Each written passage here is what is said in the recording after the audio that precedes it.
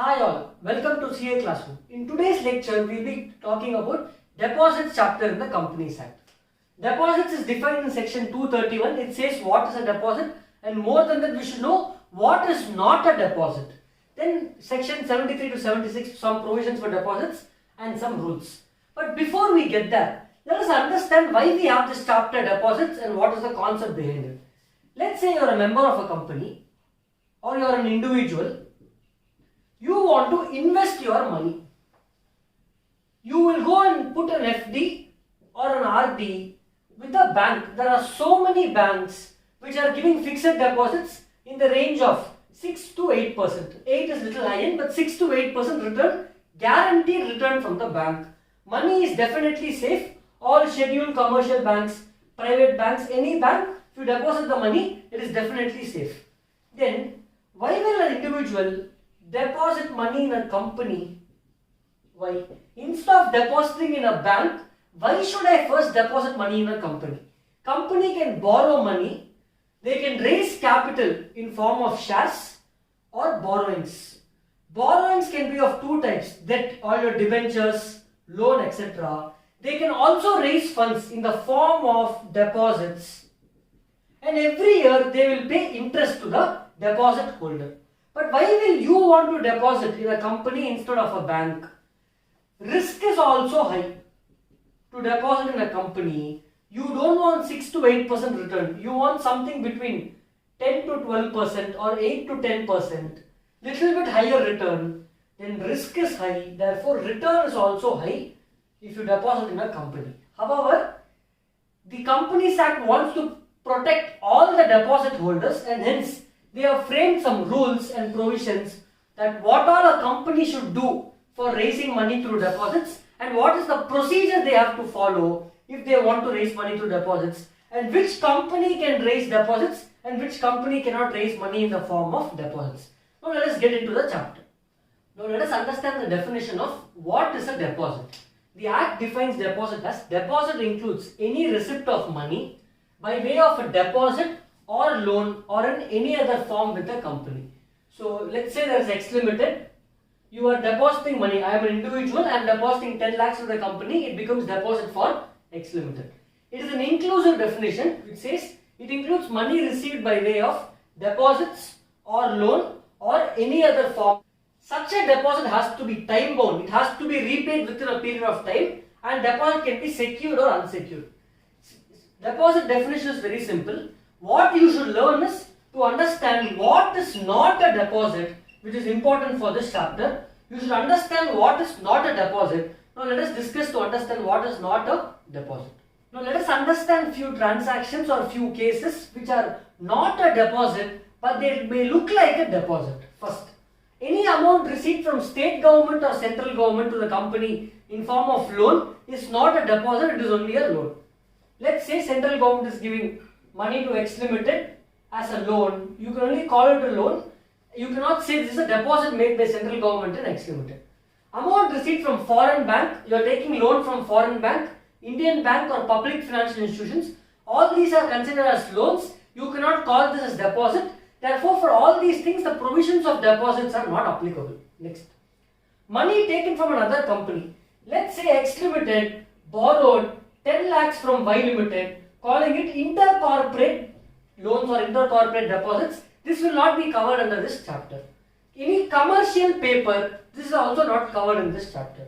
Next, application money received from subscription. Now, whenever a company receives application money for allotment of shares, for the first 60 days, that money will be kept in a separate bank account. I cannot call this as deposit.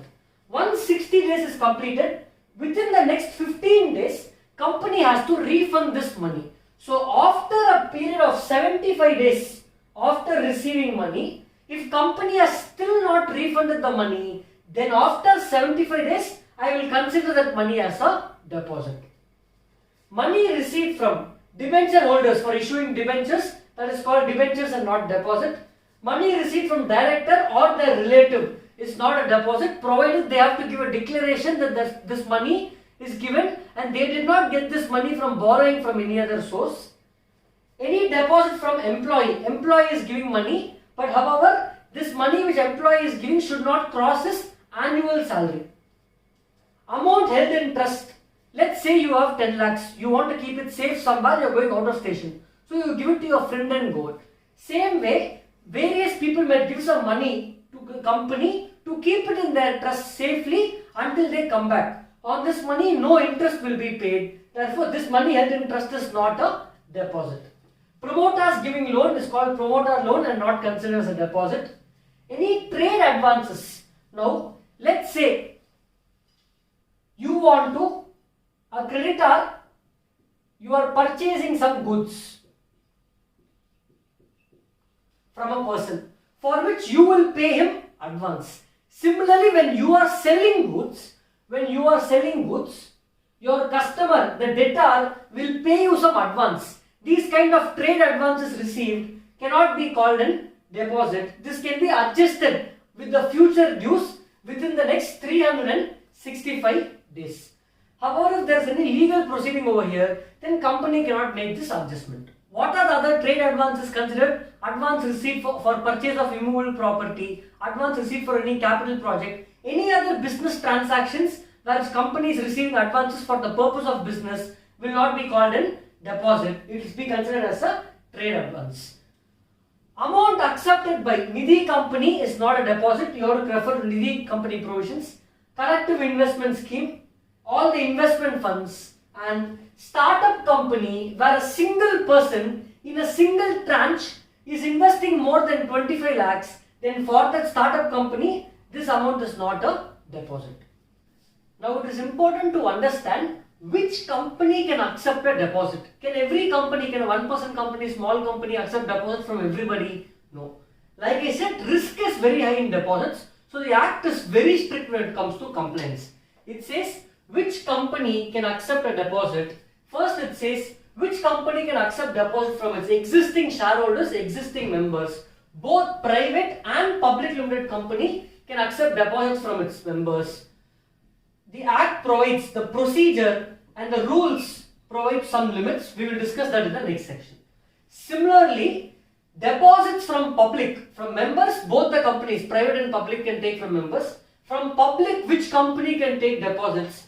These rules will be more strict because not every company will be allowed to take deposits from the public. Therefore, section 76 defines what is an eligible company. Only an eligible company can take deposits from the public. So now first let us discuss which company can take deposit from members, both public and private, what is the procedure, and then we will proceed for deposit from public. Now let us understand what is the procedure for a company for accepting deposits from members. It is a very detailed procedure. This procedure has to be followed even if the company wants to raise deposit from public.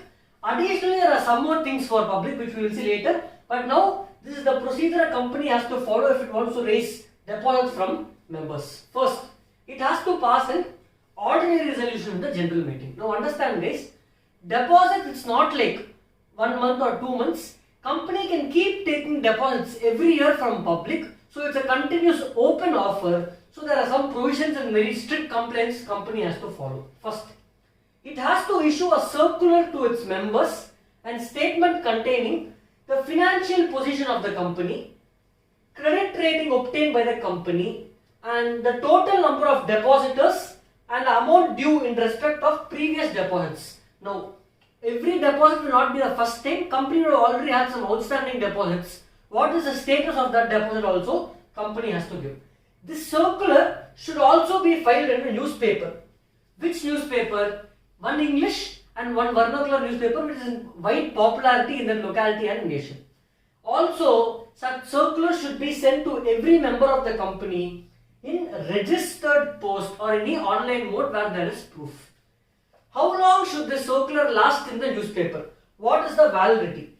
This publishing should be at least for period of 6 months from end of the financial year or until the date on which AGM is held, whichever is earlier.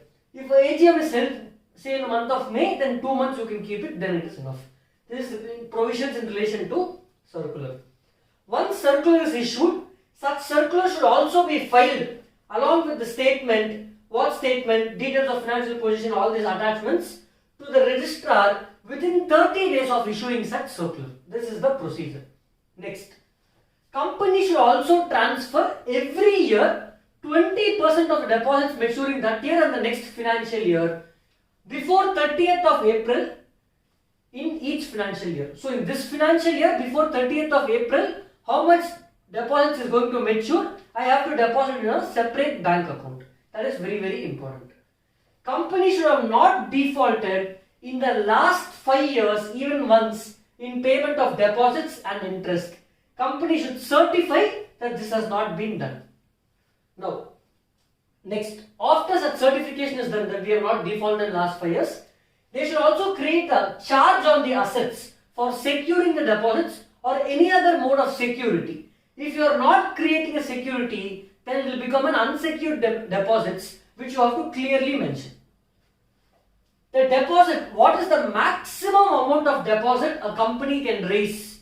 It is 35% of paid up share capital plus free reserves plus securities premium. However, this maximum limit is only for a public company. In case of a private limited company or IFSC public company, they can raise 100% of paid up share capital plus free reserves plus securities premium. If company fails to repay either the deposit or the interest, the deposit holder will make an application to the tribunal and tribunal will pass an order and the company has to comply with such order. Deposit, now let's say I am taking a deposit on 1st January, the first repayment period should be at least for a period of 6 months. So minimum duration of deposit is 6 months. However, there is an exception. For short-term deposits, if you want to take deposits for short-term needs for less than 6 months, company can very well do that subject to 2 conditions. The minimum term should be at least 3 months and the deposit amount should be less than or equal to 10% of paid up share capital plus free reserves and securities premium. If company is not able to repay deposit interest on time or not able to redeem the deposits on time, there is a penal interest. Penalty other than the normal rate of interest from the due date, company has to additionally pay 18% per annum as interest. How many people can be joint depositors? Can 5 people together take a deposit? No. Maximum joint depositors possible is 3.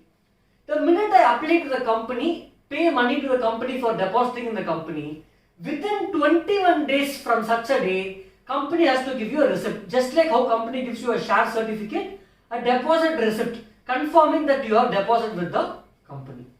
Next, they should also maintain register of deposits and details of deposit holders. Just like how company maintains register of members, register of deposit holders. What is the name of deposit holder, his address, how much amount he has taken, what date he has taken, when he is going to repay, all of such details will be maintained. Creation of trustee. In case of secured deposits, company has to create a trustee which is mandatory and such a trust deed should be created at least 7 days prior to circulation of the offer to the members. Next, the company should also file a duly audited return to be filed before 30th of June of every year. Let's say on 30th of June of 2020, they will file a return which will contain details up to 31st March of 2020. What are the deposits received and how much is paid, outstanding amount as on that day. Next, once the terms are issued, you cannot alter the terms any year. Terms are fixed. What to disclose in the financial statement? The company in the director's report has to disclose any amount of deposit or anything received from the directors or their relatives. And lastly, there is no penalty given for company if it is failing to comply with any of the rules, but the officer in default has to pay penalty up to rupees 5,000 or 500 per day in case of a continuing offence. Now, very important point. We have read all the provisions now. However, some of these points are not applicable to a private company. Which are these points? You have to rewind the video a little bit. In the previous section where I wrote all the points 1 to 13, point number 2 to 7 I would have highlighted in blue box. those points alone which had that blue box are not applicable to a private company. Basically the first section and the second section, those points except passing OR in general meeting, all those points are not applicable to a private company. Only a public company has to follow that. Now let us proceed to understand, if a company wants to raise deposits from other than members, from public, they have to follow all these procedures. But which company can raise from public? Only an eligible company. Let us see what is an eligible company under section 76. Now let us understand what is section 76 talking about. When can a company raise deposits from public? Now procedure is 90% same as what was the procedure we discussed in section 73. Only few incremental procedures are different, I will be explaining now. First, eligible company. Which company can raise deposits from public? A public company which has net worth more than or equal to 100 crores and turnover more than or equal to 500 crores. This is an eligible company. This provision, the chapter of deposits itself is not applicable for, in the sense these procedures are not applicable for a banking company, because banking company in the ordinary course of business they keep taking deposits. For every deposit they cannot comply with all these procedures. Therefore for a banking company, NBFC, housing finance company and other company as prescribed, chapter of deposits is not applicable. What is the maximum amount of deposit a company can take? We discussed it is 35% of paid up share capital plus free reserves and securities premium. For an eligible company, there is a sub breakup. Out of this 35%, 10% of paid up share capital and free reserves and securities premium can be from members, and the balance 25% only can be from public.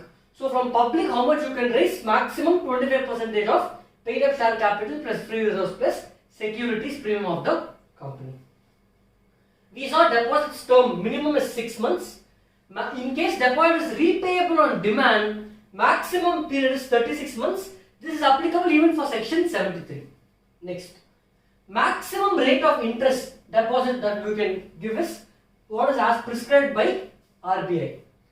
Register of deposits should be maintained at least for a period of 8 years. Two important points. Premature closure. Let's say a person is closing the deposit before the due date, then what the act is saying is, let's say the rate of interest normally offered by company is 8%, 1% less than that, they will give it only at 7% will be given, 1% will be held back as premature cancellation charges. However, the premature period, that little few months is less than 6 months, then that period won't be concluded. If period beyond 1 year, let's say if it is 7 years and 2 months for premature closure, 2 months will not be considered. If it is 7 years and 8 months, then 7 years and 8 months will be rounded off to 8 years. Any period more than 6 months will be rounded off to 1 year. Renewal for higher rate. If a company is going to offer renewal for a higher rate, let's say a deposit holder has taken deposit for 2 years. Now, let's say 1.5 years is completed, 1.5 years is completed.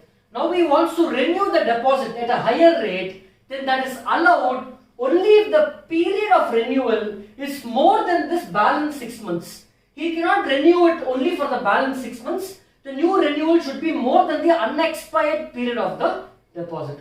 So this is about deposit from public. Detailed procedure, everything as given in section 73 should be followed. Another important point, in advertisement for both the cases, advertisement should be filed every year. That is very, very important. Now let us see what is penalty. We discussed in both the cases, penalty for officer is very small. As I told, amendment is there. Section 76A, which came last year, it says what is the penalty for company and officer. Let us see what the penalty is now. Now earlier in section 73 and 76 we saw the penalty was very small, 5,500. For such a big violation is the penalty so small. That is why section 76A has come in. What is section 76A saying? Whenever a company or officer is going to violate section 73 or 76 of deposit chapter, then what is the penalty? In case of a company, maximum penalty is 10 crores. Minimum penalty is 1 crore or twice the amount of deposit whichever is lower. 1 crore, let's say deposit is 4 crores, twice the amount of deposit is 8 crores. So 1 crore or 8 crores, whichever is lower. In case of an officer, imprisonment of 7 years and penalty ranging from the range of 25 lakhs to 2 crores. This is about section 76A. Very important. Please remember these limits. One of those penalty sections which you have to remember for exam. Last concept in deposit chapter section 74, which talks about transitional provisions. Whenever a company has issued deposits before commencement of 2013 Act, they have to repay the deposits within a specified period. It is a transitional provision, not relevant today because almost 7 years over. Anyway, it is there in your syllabus. So we will discuss about this in the live class when we meet in the live class. Thank you guys.